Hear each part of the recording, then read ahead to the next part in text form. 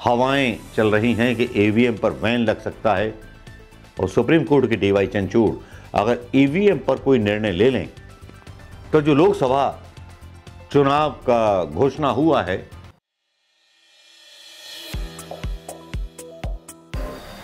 दोस्तों नमस्कार, मैं मनोज कुमार शर्मा। और दोस्तों पहले तो माफी मांगना चाहूंगा कि मैं जिस तरह से आप लोगों ने बोला कि बैकग्राउंड म्यूजिक ना डाला करूं, क्योंकि मेरी आवाज़ ही मेरी पहचान है और मेरी आवाज़ ही जो है जिसको आप सुनना पसंद करते हैं। बैकग्राउंड म्यूजिक सुनना पसंद नहीं करते तो ठीक है, आज के बाद बैकग्राउंड म्यूजिक केवल कुछ विशेष जगहों पर इस्तेमाल किया जाएगा, प्रयोग किया जाएगा। लेकिन आज जो प्रयोग हमारे गृह मंत्री अमित शाह साहब ने किया वो वाकई में इतना मतलब खतरनाक था। मैं देखता रह गया कि गृह मंत्री जो है किस तरह से झूठ बोलते हैं, गृह मंत्री किस तरह से जनता को झूठ बोलने के लिए प्रेरित करते हैं और इनके समर्थक भी इसी तरह के साफ साफ झूठ बोलते होंगे।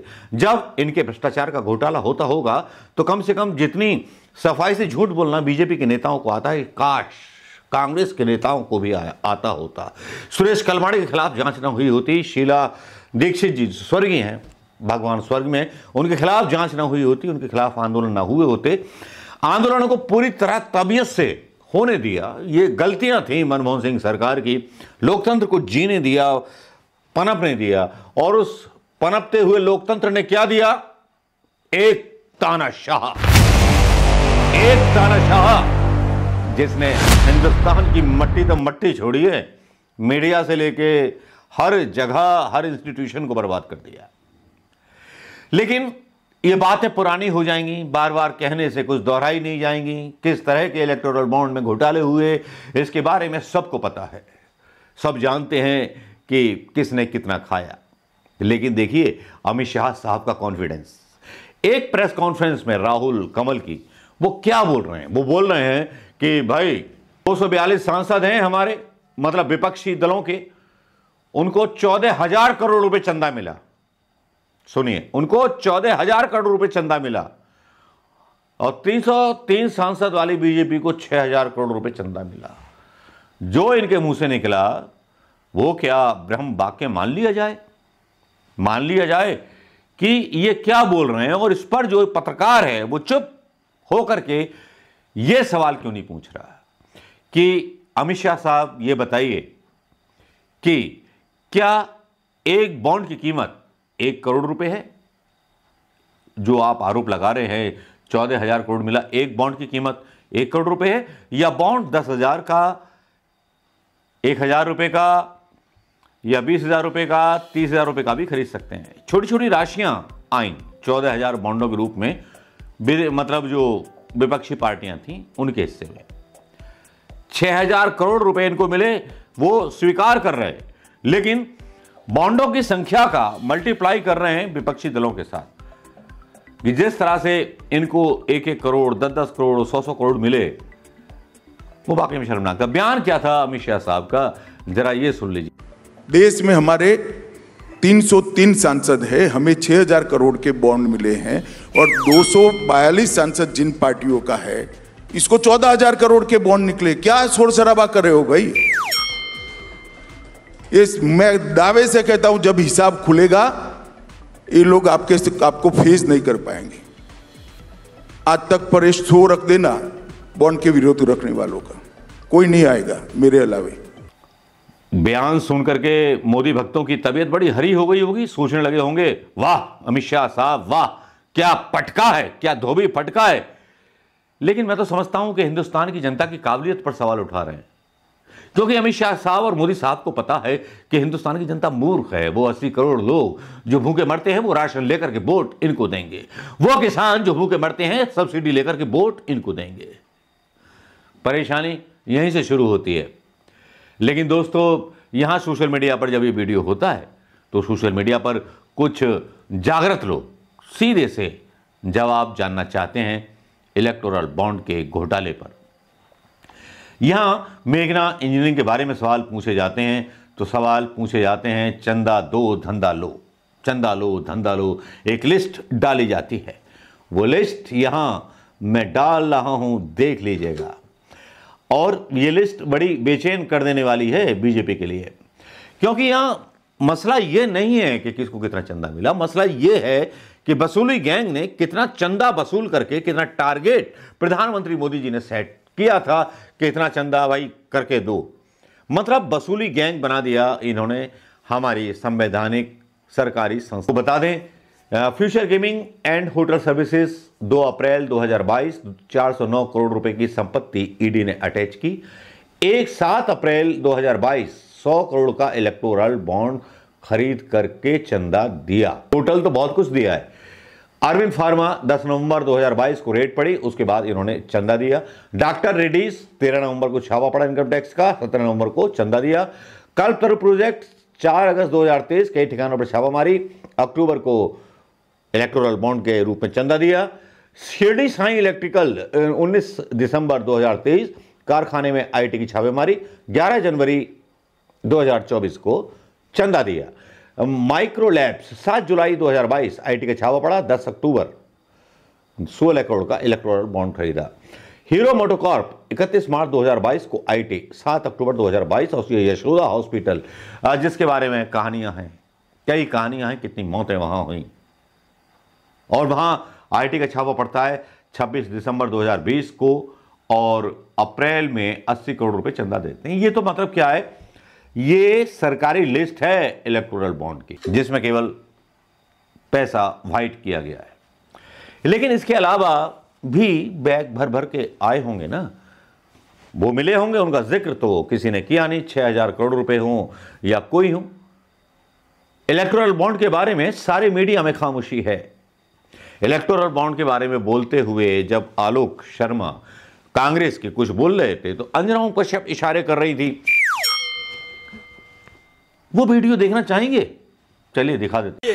इसके ये आरटीआई के दायरे में नहीं आती है। तो हम पूछना चाहते हैं कि प्रधानमंत्री का नाम लगाकर विदेशों से पैसा क्यों लिया गया।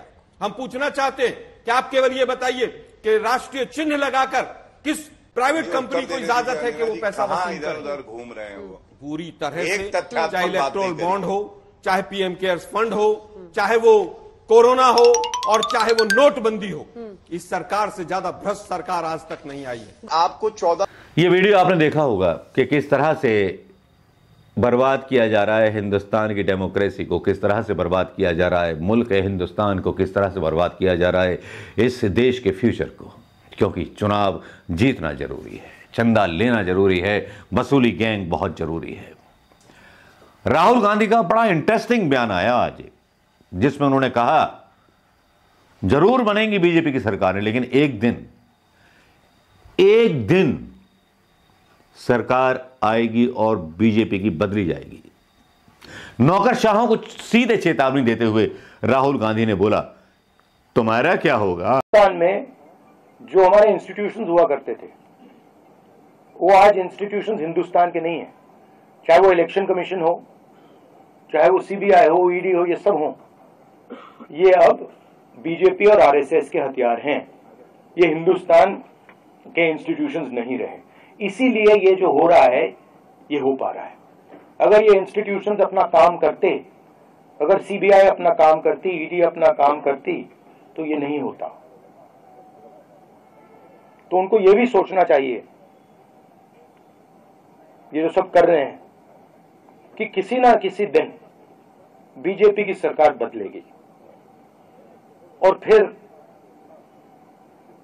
कार्रवाई होगी, और ऐसी कार्रवाई होगी कि मैं गारंटी कर रहा हूं ये फिर से कभी नहीं होगा। तो उनको भी सोचना चाहिए।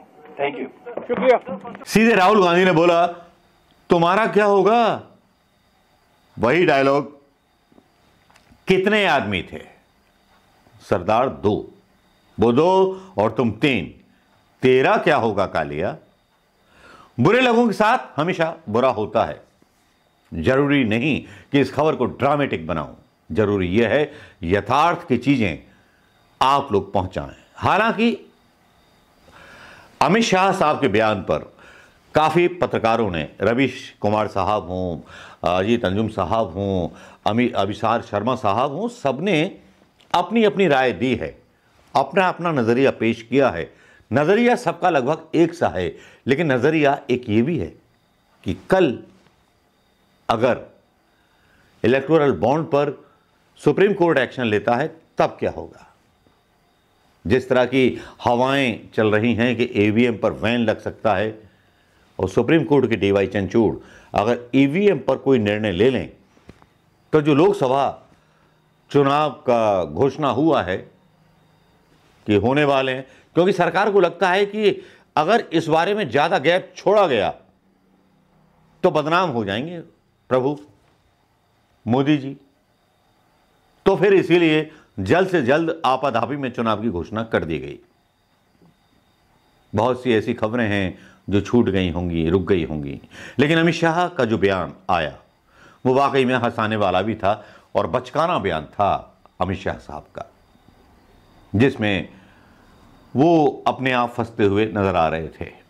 लोग चुप हैं, लोगों के साथ सोशल मीडिया पर निर्मला ताई जी के साथ फोटो शेयर हो रहे हैं, गेमिंग एंड सट्टा खिलाने वाली कंपनी ज़्यादा चलाया जा रहा है। लेकिन आप याद कीजिए कि सोशल मीडिया पर अदानी अंबानी के उन कंपनियों के नाम नहीं चलाए जा रहे जिनसे पहले रास्ते से तो चंदा लिया गया है, लेकिन सेकंड रास्ते से भी चंदा लिया गया है। उसके बारे में अभी कोई बात नहीं हो रही है। ये तो लीगली है, इलीगल कितना हुआ होगा जरा सोचिए, सोच करके दिमाग ठनक जाएगा। जो अंबानी अपने बेटे की शादी में 2000 करोड़ खर्च कर सकता है तो वो किसी भी पार्टी को डोनेशन किस हद तक जाके दे सकता है, जिस पर प्रधानमंत्री मोदी बोलते हैं बिजनेसमैन रिस्क ले सकता है। रिस्क लिया है और इस बार हर टीवी के हर मोड़ पर या टीवी के हर प्रोग्राम में जिस तरह से भरमार हो गई है मोदी जी के बीजेपी के विज्ञापनों की, खबरें कम विज्ञापन ज़्यादा है। तो सरकार जो है विज्ञापन वाली सरकार आएगी इस बार।